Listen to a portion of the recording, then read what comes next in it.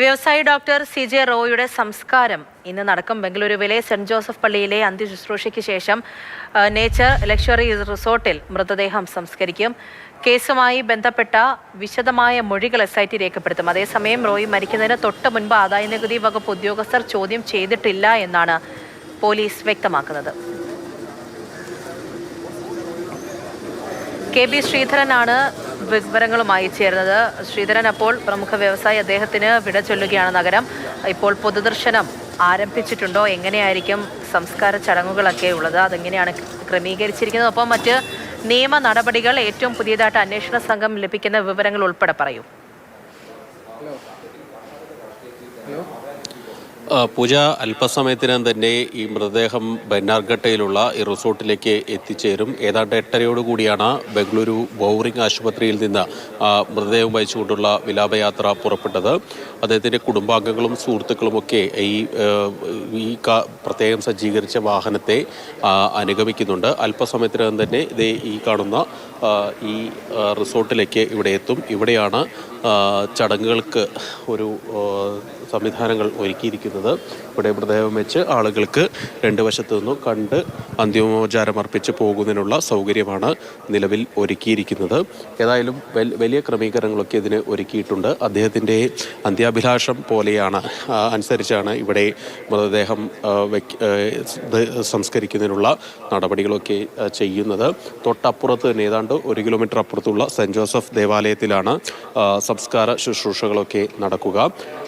അവിടെ നിന്ന് 4 മണിയോടുകൂടി ഇവിടെ തിരികെ എത്തിച്ച് ഇവിടെയാണ് മറ്റ് ചടങ്ങുകളൊക്കെ നടക്കുന്നത്. ഏതായാലും നിലവിൽ മൃതദേഹം അല്പസമയത്തിനകം തന്നെ ഇവിടേക്ക് എത്തിച്ചേരും.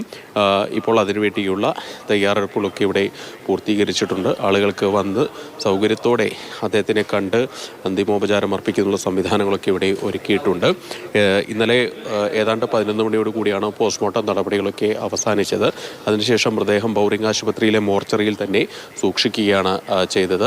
തുടർന്ന് ഇത് രാവിലെ ബന്ധുക്കളൊക്കെ എത്തി മൃതദേഹം ഏറ്റുവാങ്ങി ഇവിടേക്ക് വരുന്നു. ഇപ്പോൾ അല്പസമയത്തിന് തന്നെ ഇവിടെ എത്തുകയും ചെയ്യും. അതുപോലെ തന്നെ സമാന്തരമായി ഇപ്പോൾ അന്വേഷണം പുരോഗമിക്കുന്നുണ്ട്. പ്രധാനപ്പെട്ട ആളുകളുടെ എല്ലാം തന്നെ മൊഴി രേഖപ്പെടുത്തി.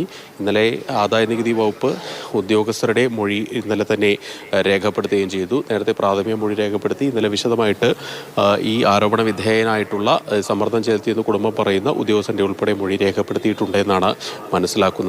നിലവിൽ ഏതായാലും പോലീസിൻ്റെ ഒരു കണ്ടെത്തൽ, അതായത് CCTV ദൃശ്യങ്ങൾ പരിശോധിച്ചതിലൂടെ ഏതെങ്കിലും തരത്തിൽ വാക്കേറ്റമുണ്ടാവുകയോ സമ്മർദ്ദം ചെലുത്തിയതിന് സൂചിപ്പിക്കുന്ന തരത്തിലുള്ള ദൃശ്യങ്ങളൊന്നും CCTVയിൽ നിന്ന് കണ്ടെത്താനായിട്ടില്ല എന്നാണ് പോലീസ് നിലവിൽ പറയുന്ന ഒരു കാര്യം.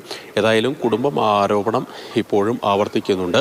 ഈ കാര്യങ്ങളൊക്കെ വിശദീകരിക്കുന്നതിന് വേണ്ടി ചൊവ്വാഴ്ച കൊച്ചിയിലൊരു പ്രത്യേക വാർത്താ സമ്മേളനം കോൺഫിഡൻസ് ഗ്രൂപ്പ് വിളിച്ചിട്ടുമുണ്ട്. ഏതായാലും അക്കാര്യത്തിലൊരു വ്യക്തത അന്ന് വരുമെന്നാണ് പ്രതീക്ഷിക്കുന്നത്. നിലവിലേതായാലും കുടുംബം മുൻപ് പറഞ്ഞ ആരോപണങ്ങളിൽ ഉറച്ചു നിൽക്കുക തന്നെയാണ് ചെയ്യുന്നത്. പോലീസിൻ്റെ അന്വേഷണം, പ്രത്യേക അന്വേഷണ സംഘം ഇപ്പോൾ കൂടുതൽ ആളുകളെ ചോദ്യം ചെയ്യുന്നു. അതുപോലെ CCTV ദൃശ്യങ്ങൾ വിശദമായി പരിശോധിക്കുന്നു.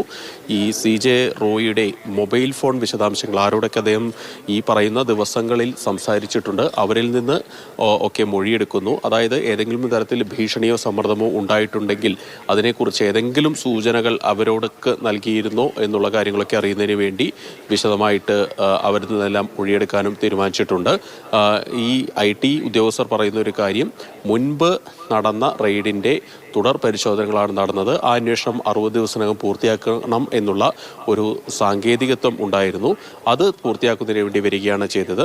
ഈ ദിവസങ്ങളിൽ ചോദ്യം ചെയ്യുന്ന നടപടികളൊന്നും ഉണ്ടായിട്ടില്ല എന്നാണ് IT ഉദ്യോഗസ്ഥരുടെ ഒരു വിശദീകരണം വന്നിരിക്കുന്നത്. പോലീസും ഏതാണ്ട് സമാനമായിട്ടുള്ള ഈ സംഭവം നടന്ന ദിവസം ഇത്തരത്തിൽ ഉള്ള ഒരു ചോദ്യം ചെയ്യലുകളോ മറ്റ് നടപടികളോ ഉണ്ടായിട്ടില്ല എന്നാണ് പോലീസും CCTV ദൃശ്യങ്ങൾ ശേഖരിച്ചുകൊണ്ട് അല്ലെങ്കിൽ അത് പരിശോധിച്ചതിൽ നിന്ന് പോലീസും പറയുന്ന ഒരു പ്രധാനപ്പെട്ട കാര്യം.